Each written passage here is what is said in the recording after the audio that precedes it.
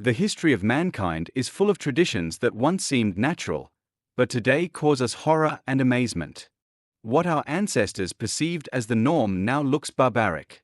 Some traditions fascinate with their exoticism, others frighten with cruelty, and some simply amaze with their audacity and disregard for human freedom. By the way, if you like such stories, do not forget to like and subscribe to the channel. There are many more interesting things waiting for you. Could you imagine that in medieval Europe, there was the so-called right of the first night? Feudal lords could take away the virginity of their subjects' brides with impunity, and no one dared to object to them. This was one of the most cynical forms of abuse of power, a demonstration of the absolute lawlessness of ordinary people.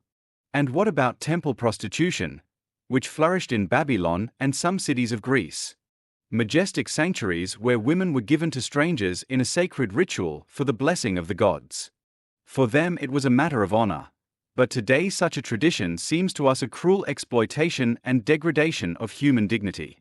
Ancient Rome and Greece were famous for grandiose orgies, where the wine flowed like a river, and debauchery went beyond imagination. These were real bacchanalia, when people lost control and gave into passion in a semi-crazy ecstasy. Today we look at it with surprise and incomprehension, but for the ancient people such rituals were an integral part of culture and faith. And what about harems, where hundreds of women lived in a golden cage, belonging to one ruler? The pharaohs of Egypt, the shahs of Persia, the emperors of China, they all believed that the more concubines they had, the greater their power. But for women, the harem often turned into a trap, where they became only powerless shadows, deprived of their own voice. Even more terrifying seems the tradition of incest in royal families. Egyptian pharaohs, rulers of Persia and other empires, entered into marriages between brothers and sisters in order to preserve the purity of blood. They believed that this would make their descendants divine, but in reality such a practice only gave rise to terrible genetic diseases and the degeneration of dynasties. No less terrible seems the experience of Sparta, where young boys were not only trained for war, but also forced into relationships with adult warriors. It was part of upbringing, a way of transmitting strength and fighting spirit, but today such a practice would cause disgust and righteous anger. But perhaps the most terrible were the methods of control over female sexuality. In some cultures, genital mutilation was practiced so that women could not get pleasure.